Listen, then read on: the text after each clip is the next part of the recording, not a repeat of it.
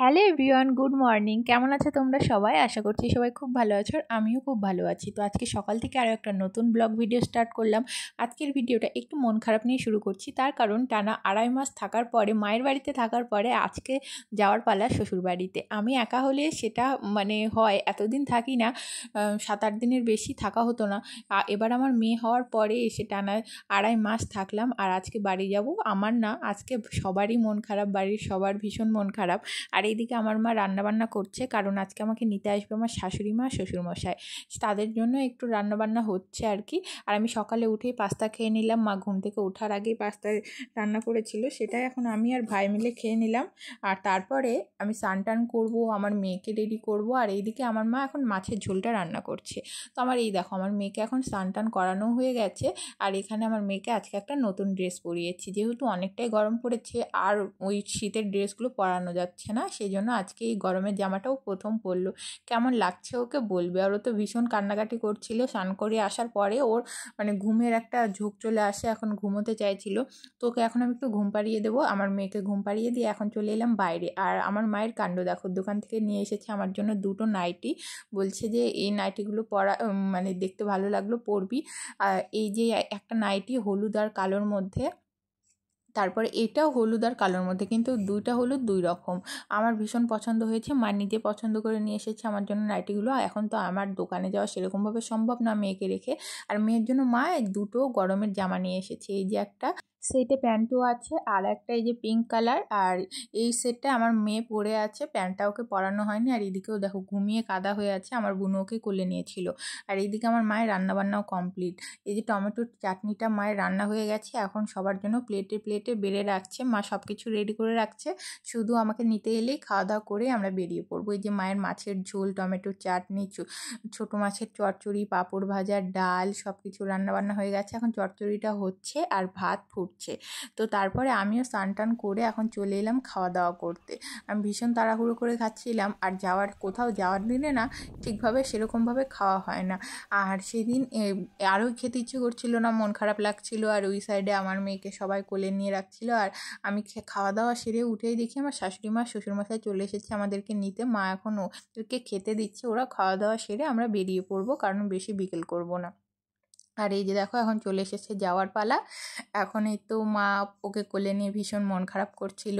আর আমাদের পাড়ার একটা মামি ওকে দেখতে এসেছিল, আজকে আমরা চলে যাব সেই জন্য। তো ওই যে দেখো, আমার মেয়েকে এখন সাজিয়ে নিয়েছি। আর আমাদের আসা প্রায় 15-20 দিনের মতন হয়ে গেল। এতদিন আগের ভিডিও আমি এতদিন পরে দিচ্ছি, কারণ এডিট করার সময়ের অভাবে আমি দিতে পারিনি। তো এই যে দেখো, সব টাইটোপ্লা নিয়ে এখন যাচ্ছি। মা যে দোলনাটা দিয়েছিল, যা যা আর কি মা ওর জন্য কিনেছিল, সব কিছুই ওর জিনিসপত্র নিয়ে যাচ্ছি। আর দেখো, টোটোতে আমাদেরই বসার কোনো জায়গা নেই, জিনিস দিয়ে ভর্তি। তো এই যে এখন আমরা চলে যাচ্ছি। পাড়ার সবাই আর কি দেখছিল, গ্রামে যা হয় আর কি, সবাই আসছিল দেখা করতে। তো এখন আমি আমার মেয়েকে কোলে নিয়ে নিলাম। আর সবাই ভীষণ কান্নাকাটি করছিল, আমার মা, দিদা, বোনু। কিন্তু কি করা যাবে বলো তো, বাড়ি তো যেতেই হবে। আমার মেয়ে এই প্রথমবার আজকে ওর বাড়িতে যাচ্ছে। এই একটা ভালো লাগাও আছে, আবার একদিকে খারাপও লাগছে যে এতদিন এখানে থাকলাম, আজকে চলে যেতে হবে। যাই হোক, বলতে বলতে বাড়িতে চলে এসেছি। এসে নিয়ে আগে ঠাকুর ঘরে মেয়েকে নিয়ে ঢুকলাম।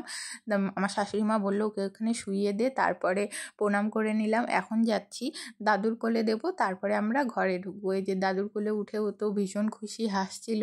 আর সারা রাস্তা ঘুমিয়ে ঘুমিয়ে এসেছে, প্রচণ্ড গরম ছিল আজকে। আর আমরা একটু বেলা থাকতে এসেছি, সেই জন্য রোদটাও প্রচণ্ড।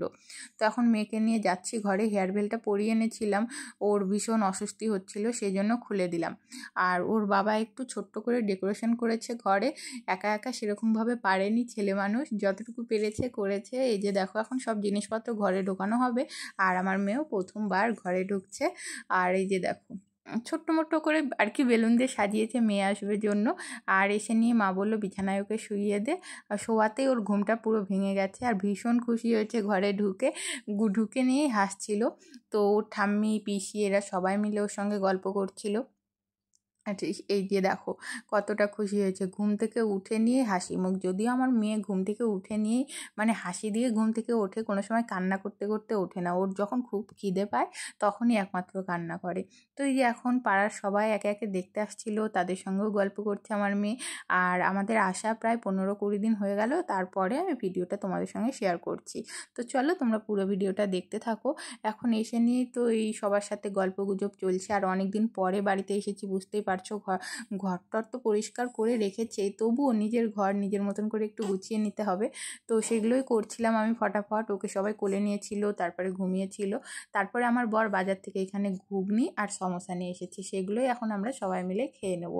তো আমি খাচ্ছি। যে দেখতে পাচ্ছ আমাদের পেছনে বারান্দায় আমার শাশুড়ি মা এখন আমার মেয়েকে নিয়ে ওইখানে খেলা করছে, গল্প করছে। আর ও কিন্তু ভীষণ মজা পেয়ে গেছে, গল্প করছে সবার সাথে। যাই হোক, আবার ও ঘুমিয়েছিল, একটু শুইয়ে দিয়েছি। তো চলো আজকের ভিডিওটা এই পর্যন্তই ছিল। তোমাদের কেমন লাগলো অবশ্যই জানিও। ভালো লাগলে একটা লাইক কমেন্ট শেয়ার করে দিও। দেখা হবে আবার পরে কোনো ভিডিওতে। সবাই ভালো থেকো, সবাইকে টাটা।